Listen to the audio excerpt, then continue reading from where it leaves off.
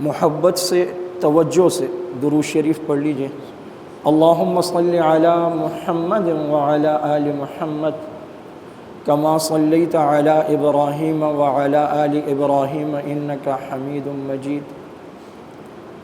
اللہم بارک علی محمد وعلی آل محمد کما بارکت علی ابراہیم وعلی آل ابراہیم انک حمید مجید۔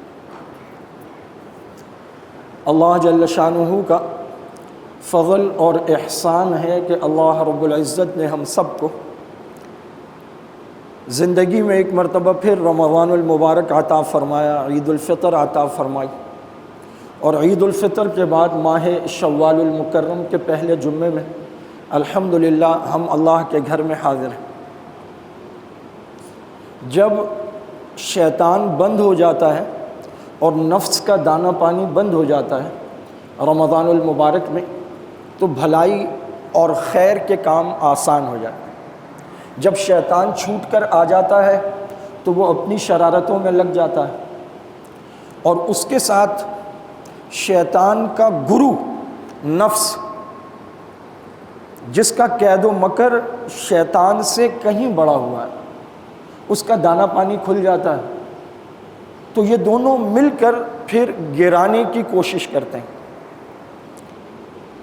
شیطان نے اللہ رب العزت کے سامنے کھڑے ہو کر گویا اللہ تعالیٰ کو چیلنج کیا، لَأُغْوِيَنَّهُمْ أَجْمَعِينَ، میں ان سب کو اغوا کر لوں گا۔ اغوا کی ورٹیکل میننگ ہوتی ہے راستے سے بھٹکا دینا، جہاں کا قصد ہو وہاں سے ہٹ جانا یا وہاں سے ہٹا دینا، یہ اغوا ہے۔ لَأُغْوِيَنَّهُمْ، اس میں لام تاکید ہے اور غالباً نون ثقیلہ ہے، اور ہم ضمیر جمع کی ہے، اس کے بعد الگ سے لفظ ہے اجمعین، یعنی بہت تاکید شدت کے ساتھ اس نے کہا میں آپ کے سارے بندے اغوا کر لوں گا۔ لیکن پھر خود کہا الا عبادک منہم المخلصین، ہاں جو خالص آپ کے بندے ہیں، خالص آپ کے بندے۔ قرآن کریم میں اللہ تعالیٰ فرماتے ہیں افرأیت، کیا دیکھا آپ نے اسے، من اتخذ الہہ ہواہ، جس نے اپنے ہی نفس کو اپنا معبود بنا رکھا ہے، اپنی خواہشات نفسانی کو، جو دل چاہا جب دل چاہا، پورا ایک کلچر اٹھا کر کھڑا کر دیا گیا، believe in yourself, do whatever you want to do، اپنے آپ پر یقین کرو اور جو تمہارا دل چاہتا ہے وہ کرو۔ یہ پورا ایک کلچر ہے۔ زندگی ایک بار ہے، بار بار موقع نہیں ملتا، تو نفسانی خواہشات کو پورا کرو اور اس کے پیچھے خود کو برباد کر دو۔ زندگی آمد برائے بندگی، زندگی بے بندگی شرمندگی، وما خلقت الجن والانس الا لیعبدون، انسانوں اور جنوں کو ہم نے اپنی عبادت کے لیے پیدا کیا ہے، اور عبادت فقط 5 وقتہ نماز نہیں، پوری زندگی کا مکمل پیکج ہے، ہر لمحے میں اللہ کے حکموں کو رسول اللہ کے طریقوں پر پورا کرنا۔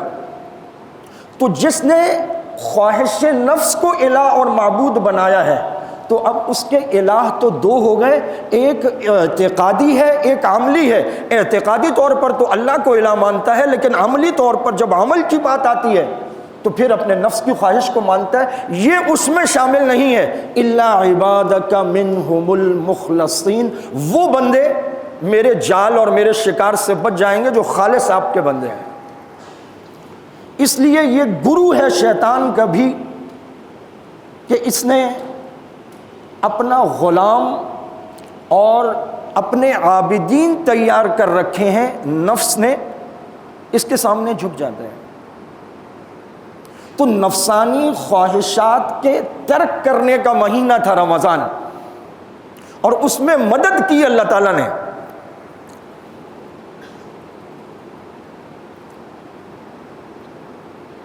دو چیزیں ہیں اور بہت بنیادی چیزیں ہیں۔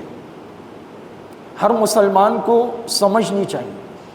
ایک ہے قوانین فطرت، تکوینی امور، وہ کسی کے لیے چینج نہیں ہوتے، وہ مسلمان ہوں، غیر مسلم ہوں، اللہ کے ماننے والے ہوں یا اللہ کے کھلے دشمن حتیٰ کہ گستاخ ہوں، تکوینی امور سب کے لیے سیم ہے۔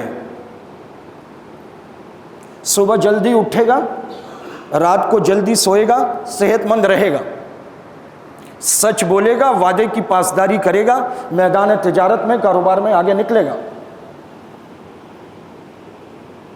نشے کرے گا، بیمار ہوگا، خراب ہوگا۔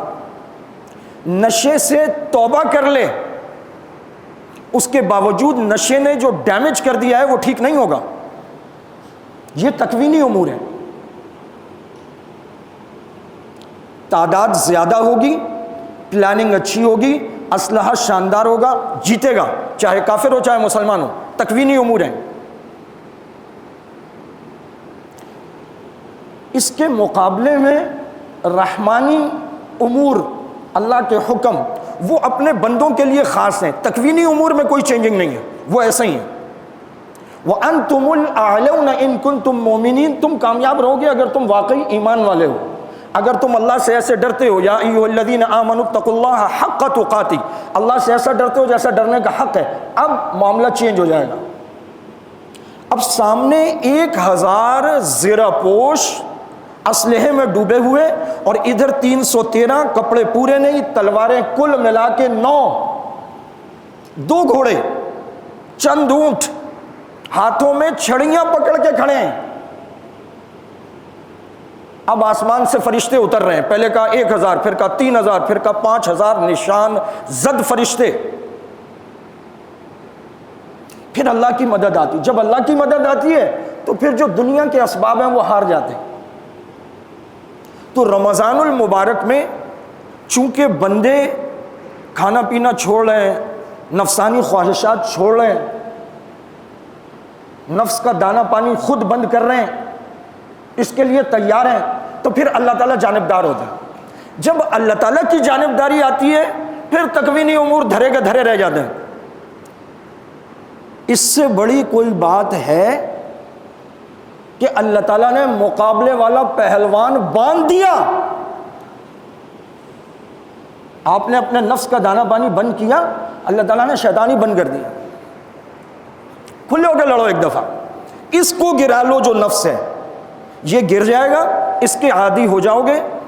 شوال میں پھر 6 روزے رکھنا مستحب ہے، واجب نہیں ہے۔ رمضان میں ماحول بنا ہوتا ہے، شوال میں ماحول نہیں ہے، خود بنانا پڑتا ہے۔ اس سے متعلق چند مسائل ہیں۔ شوال المکرم میں جو 6 روزے ہیں مستحب ہیں، ایک بات۔ دوسری بات، پورے مہینے میں کبھی بھی رکھے جا سکتے ہیں۔ تیسری بات، اکٹھے لگاتار بھی رکھے جا سکتے ہیں، الگ الگ بھی رکھے جا سکتے ہیں۔ چوتھی بات، شوال کے ان مستحب روزوں میں رمضان کے قضا روزوں کی نیت نہیں ہو سکتی، رمضان کے قضا الگ نیت کے ساتھ رکھنے ہوں گے۔ پانچویں بات، اگر رمضان میں روزے قضا ہیں تو شوال کے مستحب بعد میں رکھیں، پہلے ان کو قضا کرے جو رمضان کے چھوٹے ہوئے ہیں۔ شوال کے 6 مستحب روزے،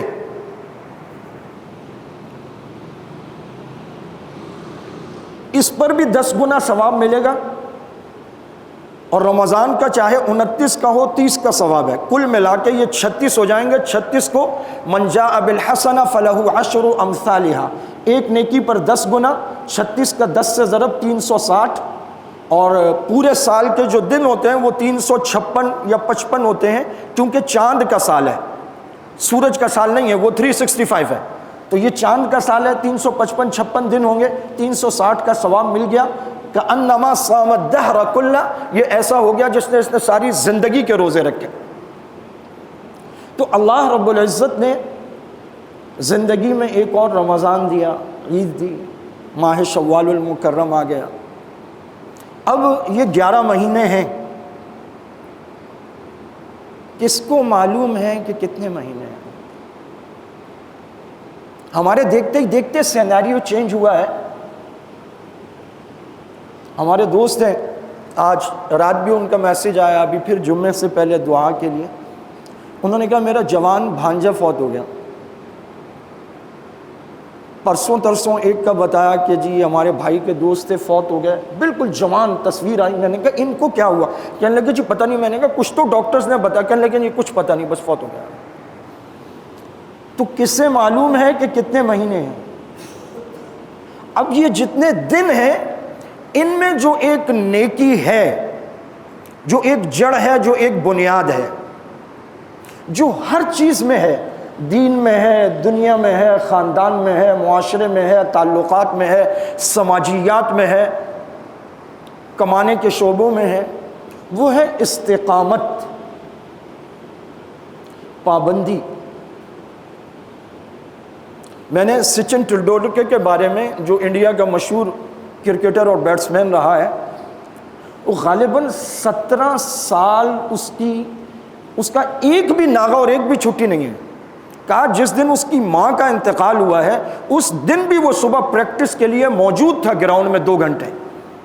تو جس آدمی نے 17 سال ناغہ ہی نہیں کیا، ایک اچھا ڈرائیور ہو، وہ گاڑی میں بیٹھے اسٹارٹ کرے تو گاڑی اس سے باتیں کرتی ہے، گاڑی کی آواز اسے بتاتی ہے کہ تجھ سے پہلے مجھے کسی اناڑی نے چلایا. وہ اسٹیئرنگ گھمائے، اسٹیئرنگ اس سے باتیں کرتا ہے. وہ ایکسیلیٹر دبائے، ایکسیلیٹر اس کو بتاتا ہے.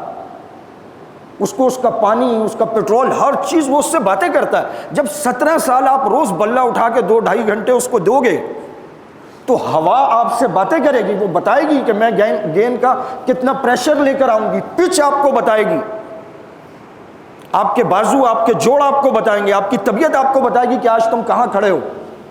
آپ یوں ایک نظر دیکھیں گے آپ کو اندازہ ہو جائے گا کہ آج میں کھڑا ہو کے کریز پہ کیا کر سکتا ہوں. یہ جو پابندی ہے مسلسل مشق ہے.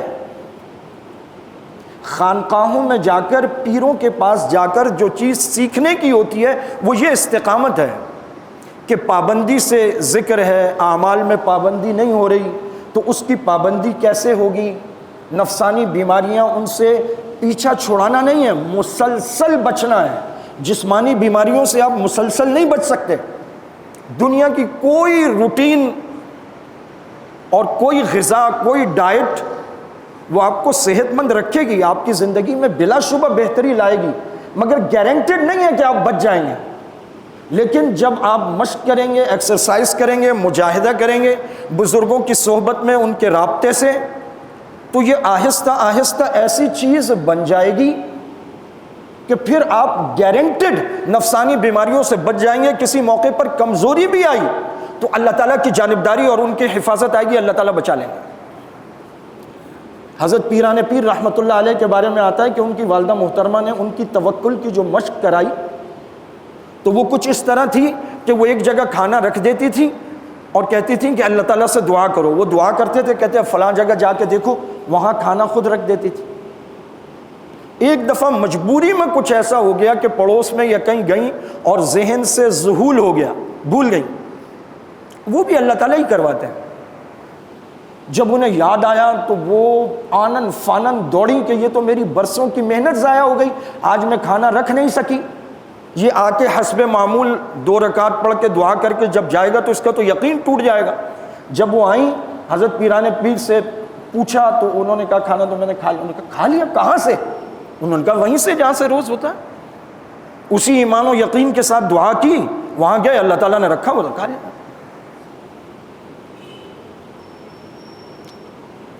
لا الہ الا اللہ. رمضان المبارک کا مہینہ مشق کا مہینہ ہے.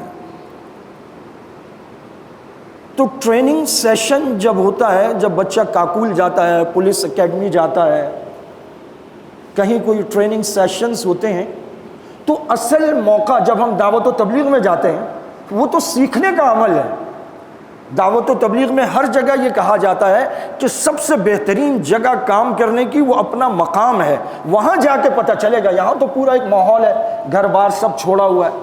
اپنے مقام پہ جا کے جب کام کرے گا پھر پتہ چلے گا کتنی پابندی کرتا. تو رمضان المبارک کے بعد ہم تشکیل سے واپس آتے ہیں، وہ ہمارا ٹریننگ سیشن ہے.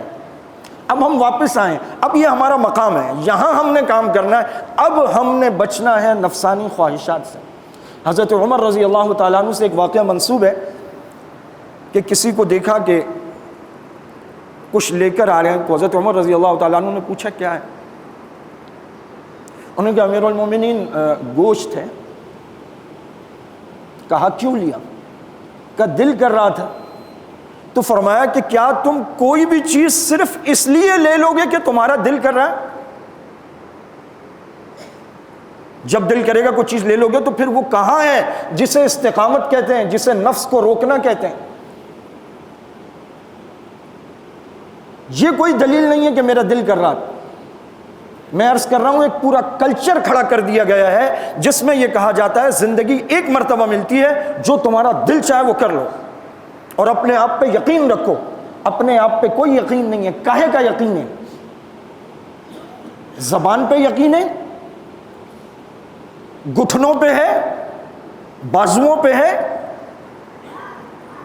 گردوں پہ ہے، دل پہ ہے، سانس کی نالی پہ ہے۔ ایک کمزور انسان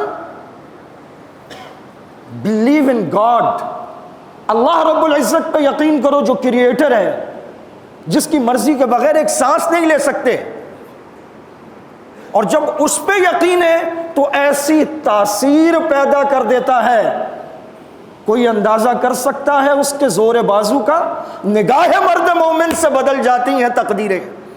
جب اس پر یقین ہے تو پھر معجزے رونما ہوتے ہیں، پھر وہ ہوتا ہے جو ما فوق العقل ہوتا ہے۔ زندگی ایک مرتبہ ہے اور یہ اتنی قیمتی ہے، اس میں جو انویسٹمنٹ ہے یہ فانی زندگی ہے، لیکن اللہ رب العزت نے جو اس کی انویسٹمنٹ رکھی ہے اس کی قیمت کیا ہے؟ ایک مرتبہ سبحان اللہ کہنے سے جنت میں درخت لگتا ہے، اور بتایا گیا کہ وہ اتنا بڑا، اتنا سایہ دار کہ برس ہا برس عربیوں نسل گھوڑا دوڑتا رہے، اس کے سائے کو نہیں پہنچ سکتا۔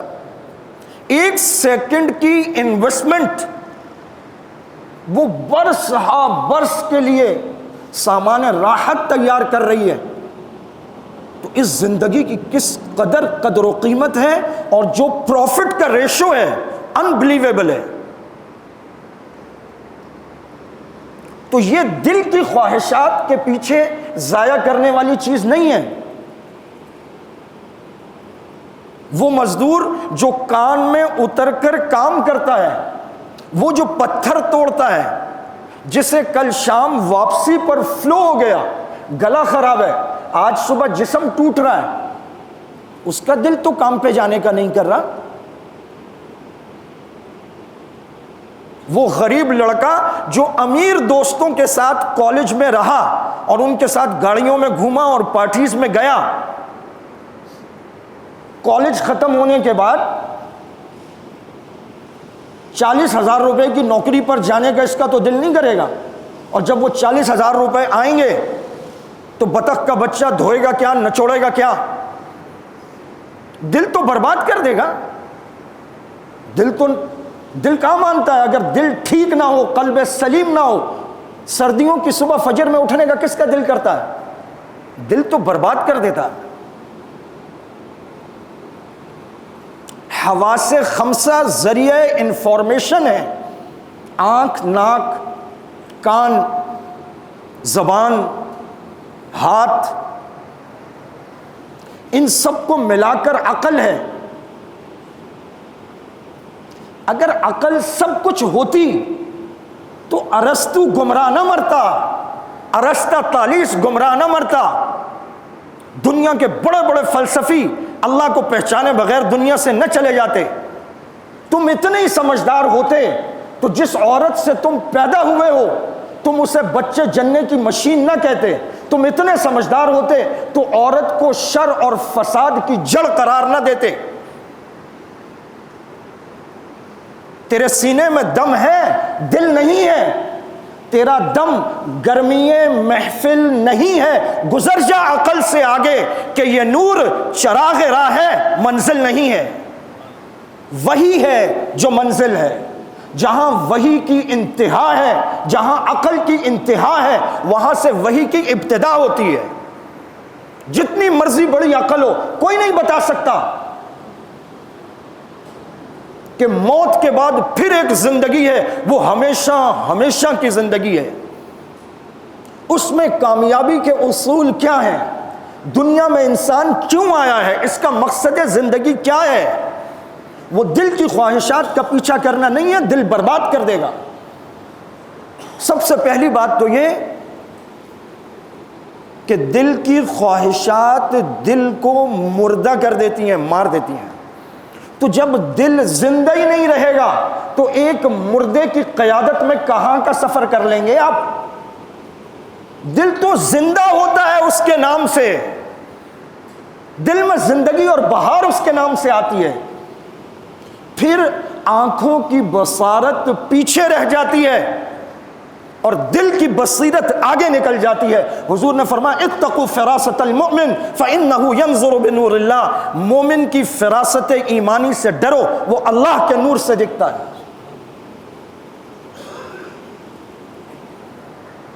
ہارون الرشید نے وقت کے قاضی القضات امام ابو یوسف رحمہ اللہ سے ڈنر کے بعد جب وہ اٹھ رہے تھے کہا رکیے،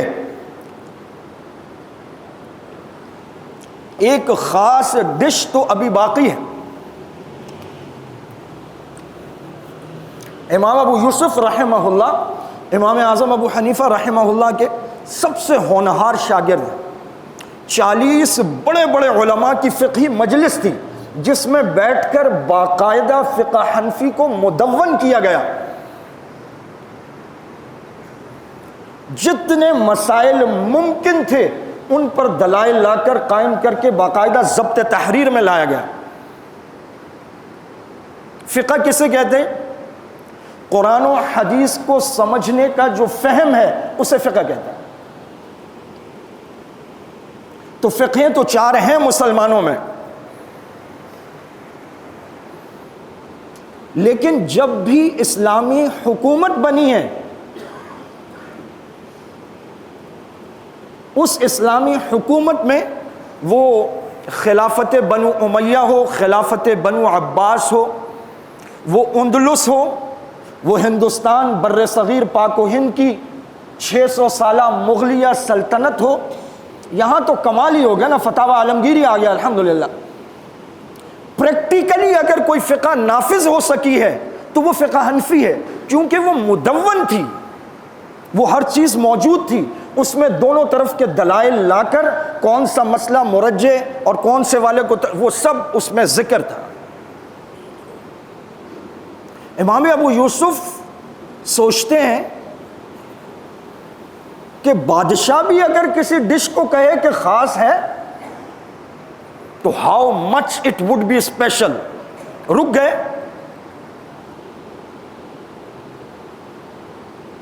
پستے اور بادام پیس کر اس سے بٹا گیا فالودہ،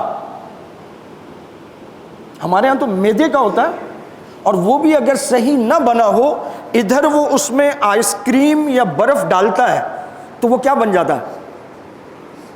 یہ آج کل میری تحقیق بہت چل رہی ہے سریے پہ، کون سا کچرے سے بنتا ہے اور کون سا شپ بریکنگ پلیٹ سے بنتا ہے اور کون سا ان بارز سے بنتا ہے جو مکمل گریڈ بارز ہوتی ہیں۔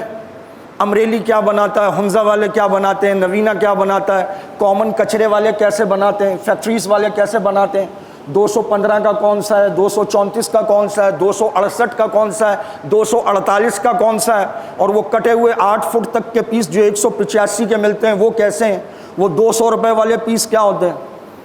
ہم چونکہ پڑھنے پڑھانے والے لوگ ہیں تو ہم ہر چیز لکھ لیتے ہیں، نمبرز لکھ لیتے ہیں، پھر ایک ایک کو فون کرتے ہیں، پھر اس سے پوچھتے ہیں، مسئلے کو سمجھنے کی کوشش کرتے ہیں۔ تو وہ سریے کے کٹے ہوئے ٹکڑے بن جاتے ہیں، وہ فالودہ، اس میں جیسے ہی آپ برف ڈالو سخت ہو جاتا ہو۔ لیکن اگر وہ نسلی اور اصلی فالودہ ہے ریشم والا، اس میں آپ ٹھنڈک ڈال دیں، وہ ٹھنڈک کو اپنے اندر تو لے لے گا لیکن اس میں سختی نہیں آئے گی۔ اس کی جو ملاحت اور نرمی اور ریشمی پن ہے وہ برقرار، اور اصل فالودہ وہی فالودہ، اور پھر پستہ اور بادام پیس کر آپ اس سے فالودہ بنائیں، ظاہر ہے اس میں کسی اور چیز کی آمیزش ہوگی، لیکن پھر بھی اس میں اس کا ریشمی پن برقرار رہے، اور پھر وہ کھایا جاتا تھا زیتون کے تیل میں۔ وہ اتنی مشکل سے اور اتنی کم کوانٹٹی میں تیار ہوتا تھا کہ وہ بادشاہوں کے ہاں بھی اسپیشل تھا۔ وہ جب لایا گیا، امام ابو یوسف نے اسے دیکھا کہ ان کی کیفیت، اچھا اب بادشاہ نے جب کہا ہے کہ ڈش خاص ہے، جب آپ کسی کو کہہ دیں گے اب آپ کو خاص چیز کھلاتا ہوں، تو اٹ گوز وداؤٹ سینگ کہ اب آپ اس کے جو ریمارکس اور کمنٹس ہیں اس کے منتظر رہتے کہ ہاں بھائی کیسا پھر ہے۔ تو بادشاہ دیکھ رہے ہیں اور امام اعظم امام ابو یوسف کا چہرہ تغیر پذیر ہے، حتیٰ کہ آخر میں آنکھوں میں نمی آ گئی۔ تو ہارون الرشید نے پوچھا خیر ہو؟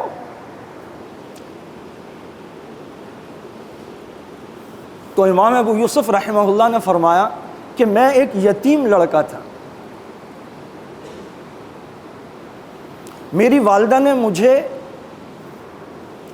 دھوبی کے پاس، آواز آ رہی ہے؟ ہوا نا، بند ہوا ہے شاید۔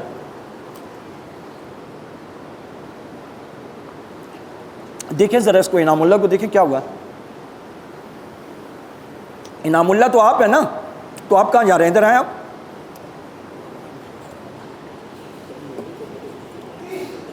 لا الہ الا اللہ۔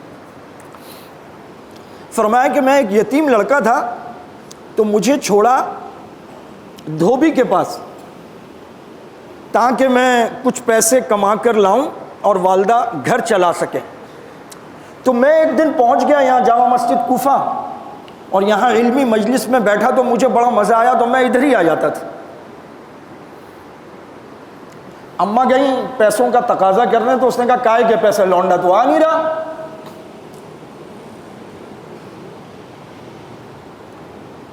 آ نہیں رہا تو جا کہاں رہا ہے؟ ہمارا تو آج کا تیز دور ہے نا، آپ کسی سے پوچھیں، کسی کو گزرتے ہوئے دیکھا، کسی کو کچھ نہیں پتا ہوتا۔ یہ پرانے دور کے جو کیمرے آج بھی موجود ہیں گاؤں دیہاتوں کے کونوں پر بیٹھے ہوئے ہمارے بزرگ، وہ بتاتے ہیں، وہ توجہ سے دیکھتے ہیں صاحب، وہ پتہ کرتی کراتی پہنچ گئی۔ ایک ہوتا ہے اصلی دکھ، ایک ہوتا ہے جو بیوہ عورتیں خود پہ مسلط کر لیتی ہیں، بہت سارے مایوس لوگ خود پہ مسلط کر لیتے ہیں۔ مایوسی کو اسی لیے کفر اور گناہ قرار دیا گیا کہ جب اللہ موجود ہے تو کاہے سے مایوس ہوتے ہو؟ وہ بعض لوگ اتنے مایوس ہوتے ہیں، وہ کہتے ہیں میں بڑا منحوس آدمی ہوں، میں تو اپنی فٹ بال ٹیم کا میچ دیکھنے بھی چلا جاؤں نا تو میری وجہ سے ٹیم میچ ہار جاتی ہے۔ ہمارے پڑوس میں دنیا کے سب سے زیادہ وہمی لوگ رہتے ہیں ہندوستان میں۔ بلی گزر جائے تو یوں ہو جاتا ہے، کوا آ جائے تو یوں ہو جاتا ہے، چارپائی کھڑی ہو جائے تو یوں ہو جاتا ہے، شام کو جھاڑو نکل آئے۔ ہم بھی وہاں سے کافی چیزیں لے کر آئے ہیں۔ تو انہیں آ کر کہا کہ او مولوی، میں بیوہ عورت ہوں، یتیم بچہ ہے، لگایا تھا اس کو کام پہ، کیا ورغلا کے اپنا۔ امام اعظم حیران ہے کہ کون ہے؟ پوچھا تو امام ابو یوسف کھڑے ہو گئے کہ میں ہوں۔ کہ اچھا آپ ہیں؟ امام صاحب کی نظر ہوتی تھی۔ امام صاحب نے کہا کہ خاتون اسے چھوڑ دو میرے پاس، اسے چھوڑ دو میرے پاس، ایک وقت آئے گا جب یہ بادشاہوں کے ساتھ بیٹھ کر پستے اور بادام کا فالودہ زیتون کے تیل میں کھائے گا۔ غریبوں نے تو اس دور میں صرف سنا تھا، ان کے فرشتوں کو نہیں پتا کیا چیز ہوتی۔ اس نے کہا یہاں کھانے کو پیسے نہیں ہیں، یتیم بچہ ہے، کیا خواب دکھا رہا ہے؟ تو امام اعظم ابو حنیفہ رحمہ اللہ بہت مالدار آدمی تھے، فیملی بھی مالدار تھی، وہ بہت بڑے کپڑے کے تاجر تھے۔ ابھی حال ہی میں 27 صفوں پر امام ابو حنیفہ رحمہ اللہ کے کاروباری اور معاشی اصول، اس پر ایک تحقیق آئی ہے، 27 صفحات، کامیاب ترین تاجر تھے۔ تو ماہانہ باندھ دیا، اچھا خاصا ماہانہ باندھ دیا، تو والدہ مطمئن ہو گئی، انہوں نے کہا بچہ یہاں چھوڑ دو، اور وہ سب سے قابل اور ہونہار شاگرد نکلا اور قاضی القضات بنا۔ اور ایک دن آیا کہ جب ہارون الرشید روک رہا ہے کہ ایک خاص ڈش ہے اور وہ بادشاہ وقت اور ایسا بادشاہ تاریخ میں گن سکتے ہیں آپ، بہت کم ایسے بادشاہ ہوئے ہیں، غالباً 18 سال کی عمر میں بادشاہ بن گیا تھا، اور سلطنت کی وسعت کا یہ عالم تھا کہ ایک دن محل کی بالکنی میں ملکہ زبیدہ کے ساتھ بیٹھا ہوا، تو موسم کافی ان دنوں گرم چل رہا تھا، تو ذرا شام قریب تھی شام، تو بدلی آئی ایک، تو بادشاہ نے بدلی کو مخاطب کر کے کہا امطری، برس، بدلی چلتی رہی، اس نے کہا امطری، برس، چلتی رہی۔ اب بیوی ساتھ بیٹھی، آپ نے 2-3 دفعہ کہہ دیا، اور تھی بھی وہ خاندان کی بیوی ملکہ زبیدہ۔ دنیا میں 7 عجوبے ہیں، ان میں سے ایک ملکہ زبیدہ سے منسوب ہے، وہ جو نہر زبیدہ ہے، دنیا کے مانے ہوئے 7 منصوبوں میں سے ایک نہر زبیدہ ہے، دریائے فرات کا پانی عرفات کے میدان تک پہنچا دیا۔ اس دور میں انجینئرنگ کا شاہکار ہے وہ، لا الہ الا اللہ۔ تیسری دفعہ کہا امطری، وہ نہیں برسی، نکل گئی۔ تو اس نے کہا اذهبی وامطری اینما شئتی فخراجک سوف یأتی الی، چلی جا، جہاں جا کے برسنا برس، تیرا خراج لوٹ کر مجھ تک آئے گا۔ جہاں بھی برسے گی، زمین سیراب ہوگی، فصل اگے گی، اس فصل کا جو خراج ہے لوٹ کے میرے پاس ہی آنا۔ کہاں جائے گا؟ یہ اللہ تعالیٰ نے وسیع و عریض سلطنت عطا فرمائی تھی۔ وہ کہہ رہا بیٹھے خاص ڈش ہے، اور امام ابو یوسف کی آنکھوں میں آنسو ہیں۔ آپ صلی اللہ علیہ وسلم نے فرمایا اتقوا فراست المؤمن فإنه ينظر بنور اللہ، ڈرو مومن کی فراست ایمانی سے، وہ اللہ کے نور سے دیکھتا ہے۔ تو جب خواہشات نفس قابو میں آتی ہیں اور استقامت علی الدین پیدا ہوتی ہے، استقامت علی الدین وہ بھی ہے جو وہاں کے مظلوم مسلمان رقم کر رہے ہیں، جن پر دن رات بم برس رہے ہیں، لیکن استقامت علی الدین ہر مومن کے لیے ممکن ہے، بلکہ ضروری ہے۔ 5 وقتہ نماز استقامت علی الدین ہے، نظروں کی حفاظت استقامت علی الدین ہے، کانوں کی حفاظت استقامت علی الدین ہے، دل کی خواہشات کو دبا دینا۔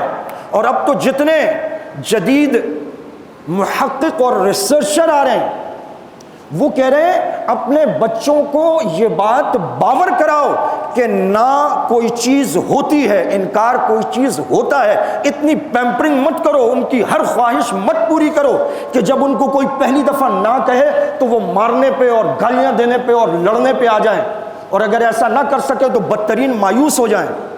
اپنے بچوں کو عادت ڈالوں گا، نہیں بیٹا یہ غلط چیزیں نہیں لے کے دوں گا۔ انسان کی زندگی میں بہت سارے واقعات ہوتے ہیں جو بہت مائنڈ چینجنگ یا لائف چینجنگ ہوتے ہیں۔ میرے وہ 10 واقعات میں نے لکھے ہیں کہ میرے لیے وہ کون سے ہیں۔ ان میں سے ایک واقعہ، اپنی پچھلی گلی میں حاجی عبدالستار صاحب ہوتے تھے۔ حاجی صاحب کے ماشاءاللہ 6-7 بیٹے ہیں۔ مختار بھائی اس وقت ہوتے تھے وہاں سعودیہ میں۔ یہ چھت ڈلنی تھی دارالاقامہ کی دوسری۔ میں ہمیشہ اعلان کرتا ہوں، اپیل کبھی نہیں کرتا، اپیل صرف فلسطین یا شام کے لیے کر، اس کے علاوہ اپیل نہیں کرتا، لیکن اپنا کوئی ذاتی دوست چھوڑتا بھی نہیں۔ جو میرا ذاتی دوست ہے اس کو تو میں پکڑ لیتا ہوں، میں بولتا ہوں بھائی صاحب یہ کام ہے، ساتھ کھڑے ہو میرے۔ کس چیز کی دوستی ہے تمہاری؟ دنیا کی دوستی ہے کیا؟ تو میں نے ان کو فون کیا۔ اب انہوں نے دیکھا کہ مفتی صاحب کا فون ہے تو ہوشیار آدمی ہے، انہوں نے غالباً نور محمد کو، ہیئر ڈریسر، ان کو کال کی کہ مفتی صاحب کی کال آئی ہے، خیر ہو، کیا چکر ہے؟ اس نے کہا یار مفتی صاحب چھت ڈال رہے ہیں، مجھے لگ رہا ہے اس لیے۔ انہوں نے کہا یہی بات ہوگی۔ وہ اگلے دن آئے، میں لے گیا ان کو، یہاں گھر تھا ہمارا اوپر میرے کمرے میں، بنات کے راستے سے افطار کیا، اور مجھے کہنے لگے مفتی صاحب کیا حکم ہے؟ میں نے کہا آپ گزر کے آئیں، یہ شیٹرنگ شروع ہے تو سریا آنا ہے۔ ان کا ٹھیک ہے، کتنے کا ہے؟ تو اس وقت وہ ٹوٹل سریا غالباً کو 9-9.5 لاکھ روپے کا تھا۔ میں نے کہا اتنے کا ہے؟ انہوں نے کہا ٹھیک ہے مفتی صاحب یہ پیسے انشاءاللہ کل آپ کو پہنچ جائیں گے۔ اور مین گیٹ کے پاس پہنچ چکے تھے، مجھے مزید پیسے نکال کے افطار کیا، نماز پڑھی ہے، کھانے کے لیے واپس گئے، کھانے سے 50,000 یا لاکھ روپے نکال کے دیے، کہا یہ میری طرف سے والدہ محترمہ کی خدمت میں پیش کر دیں اور پیسے کل آپ کو میرا ڈرائیور دے جائے۔ باہر نکلے تو فٹ پاتھ پہ ٹوپی والا بیٹھا ہوا تھا, بچوں کو ٹوپی پسند آ گئی.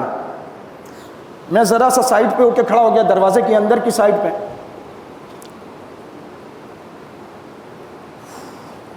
300 روپے بتائے غالباً اس نے.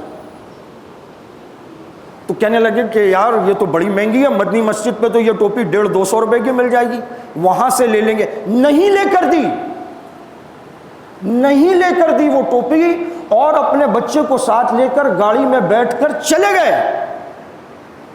میرا دماغ بھگ سے اڑ گیا. بچہ کوئی غلط چیز نہیں مانگ رہا, 12-13 سال کا لڑکا تھا, ٹوپی مانگ رہا ہے. وہ کہا نہیں یہ مہنگی ہے, 300 روپے کی, یہ تو 150-200 روپے کی مل جائے گی مدنی مسجد.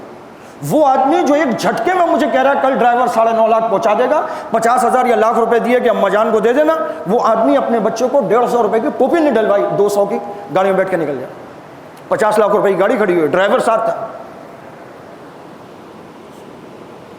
نفسانی خواہشات کو دبانا, یہ ہے وہ استقامت جو 24 گھنٹے کی زندگی ہے. اس واقعے کے ساتھ ایک بات اور جڑی ہے, وہ سناؤں, بڑی مزیدار ہے. کہنے لگے یار مفتی صاحب حالات اتنے اچھے نہیں تھے, تو جب نور محمد سے فون کیا, پوچھا, تو یہ 50,000 یا لاکھ روپے میں آپ کے لیے لایا تھا کہ یہ میں آپ کو دے کے آ جاؤں گا. لیکن جب میں آپ کے کمرے میں گیا اور میں نے آپ کے کمرے میں صرف ایک بیڈ دیکھا, اس کے علاوہ نہ کوئی الماری نہ کچھ, اور جو برتن آئے گھر سے, ایک پلیٹ الگ, دوسری پیالی الگ, گلاس الگ, اور جو کچھ ہم نے افطار کیا مہمان کے لیے, تو آپ مولوی ہیں بہتر سے بہتر کریں گے, جو ہم نے کھانا کھایا. اور پیچھے جب میں یہ لاکھوں روپے کا پروجیکٹ دیکھتا ہوں تو میرے دل نے گواہی دی کہ یار یہ بندہ ٹھیک ہے, صحیح آدمی ہے. ورنہ لوگوں کے جو بیڈ روم ہوتے ہیں وہ شاندار ہوتے ہیں, پردے بھی میں نے دیکھے بالکل پرانے تھے. تو بس پھر اللہ تعالیٰ نے میرے دل میں ڈالی, وہ جو پیسے میں مدرسے کے لیے لایا تھا وہ میں نے نیت کر لی کہ والدہ کو ہدیہ کر دوں, اور جو آپ نے کہا میں نے کہا ٹھیک ہے بسم اللہ. جو آدمی لمحوں میں لاکھوں روپے کا فیصلہ کرتا ہو, اس نے اپنے بیٹے کو 300 روپے کی ٹوپی لے کر نہیں دی. تو میری آنکھوں دیکھا واقعہ. ہم لوگ سمجھتے ہیں ہم پتہ نہیں اولاد کی خواہشات پوری کر کے کون سا تیر مار رہے ہیں.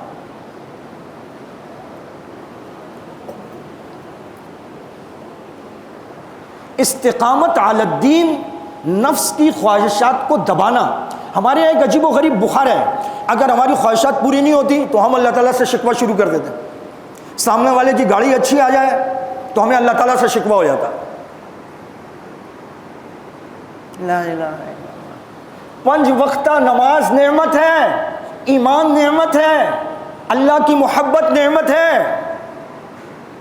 نعمت نہ ملنے پر صبر کرنا اور پھر بھی اس کا شکر ادا کرنا کائنات کی سب سے بڑی نعمت ہے.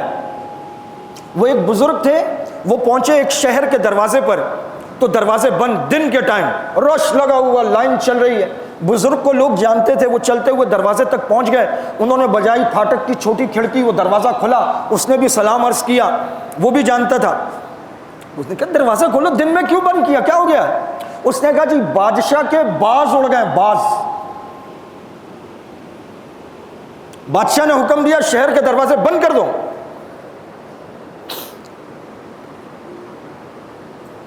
بادشاہ نے حکم دیا, کہاں, اس لیے بند ہے, باز ڈھونڈ رہے ہیں. بزرگ تھوڑا سا پیچھے ہوئے, اللہ والے تھے, تو ڈائریکٹ اللہ تعالیٰ سے فریاد کی کہ یا اللہ یہ اس کی عقل کی حالت ہے, باز اڑا ہے تو وہ کیا دروازے سے باہر جائے گا؟ وہ اڑے گا, اڑ جائے گا. وہ ظالم نے شہر کے دروازے بند کرائے ہوئے ہیں, اور یا اللہ یہ اس کی عقل کی حالت ہے, آپ نے اس کو بادشاہ, اور میں آپ کا بندہ, میرے پاؤں میں جوتی بھی نہیں ہے, ننگے پاؤں گھوم رہا ہوں. تو فوراً اللہ تعالیٰ کی طرف سے دل پہ القاء ہوا, کہا اس بادشاہ کی عقل کے ساتھ بادشاہی چاہیے تجھے دے دوں, اور ان ننگے پیروں کے ساتھ جو تیرا مقام ہماری بارگاہ میں ہے دے دوں اس کو. انہوں نے کہا نہیں اللہ, میں بالکل ٹھیک ہوں, میں بالکل ٹھیک ہوں. اللہ کے بندو, جو نعمتیں اللہ تعالیٰ نے دی ہوئی ہیں ان کو دیکھو نا. یا اللہ تیرا شکر ہے, ہر حال میں تیرا شکر ہے میرے مالک, ہر حال میں تیرا شکر ہے. اور اللہ فرماتے تم شکر ادا کرو دل سے, الحمدللہ. لئن شکرتم لازیدنکم, میں بڑھا دوں گا. یہ ہے استقامت علی الدین. جیسے رمضان میں گناہوں کو چھوڑا, اس سے دور رہیں. وہ مشق جو کی ہے پریکٹیکلی, اب اس پر عمل کرنے کا وقت ہے. جب آپ نے 17 سال سچن کی طرح مسلسل مشق کی، پھر جب آپ کریز پہ کھڑے ہوں گے تو پھر آپ کہیں گے دا گز دا میدان، آؤ دیکھتے ہیں، اب مزہ آئے گا۔ ہم نے مشق کی نا، تو شوال سے تو یہ ہونا چاہیے بچے یار، آج دیکھتے ہیں انشاءاللہ تجھے لگ پتہ جائے گا، اللہ کے بندے ہیں ہم۔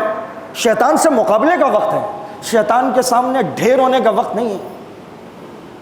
اور وہ نفسانی خواہشات جن کو روکا ہے، یہ نہیں ہے کہ یار اس بیچارے کو میں نے رمضان بڑا تنگ کیا تو اب میں بھر بھر کے کھلاؤں اس کو روک کے رکھیں۔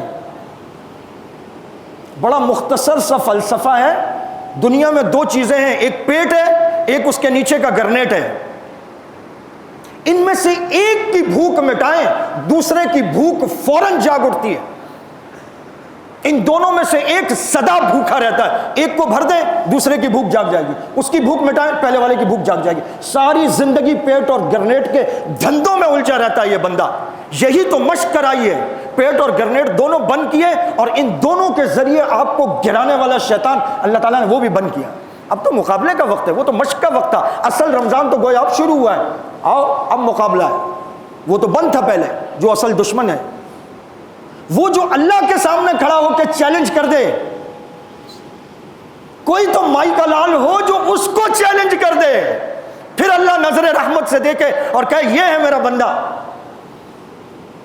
آپ صلی اللہ علیہ وسلم نے فرمایا خیر الاعمال ادومها، سب سے بہترین عمل وہ ہے جس پر مقاومت ہو، استقامت ہو، جس پر ہمیشگی ہو، جس پر دوام ہو، پابندی ہو، تسلسل سے جس کو کرتا رہے۔ اور کیا کہا؟ خیر الاعمال ادومها وان قل، اگرچہ کم ہو، اگرچہ کم ہو، اپنی کوانٹٹی میں کم ہو، لیکن اس کی بیسک کوالٹی یہ ہے کہ اس میں کنٹینیوٹی ہو، پابندی ہو، تسلسل ہو، اس میں ناغہ نہ آنے دے۔ ایک اور مقام پر آپ نے فرمایا ایک آدمی کا اگر معمول ہے لیکن اپنے وقت پر وہ معمول نہ کر سکا تو اس کے لیے یہ بالکل جائز ہے کہ وہ کسی دوسرے وقت میں اس معمول کو پورا کر لے۔ صبح کا معمول، میرے والد صاحب کی عادت تھی، اگر صبح کسی شدید مصروفیت سے، اکثر ایسا ہوتا تھا کوئی آتا جو وہ پولیس والے آئے تھے ساتھی کو اٹھا کے لے گئے، بس وہ رومال اٹھا کے کندھے پہ رکھتے تھے، گاڑی نکال چلو گئے۔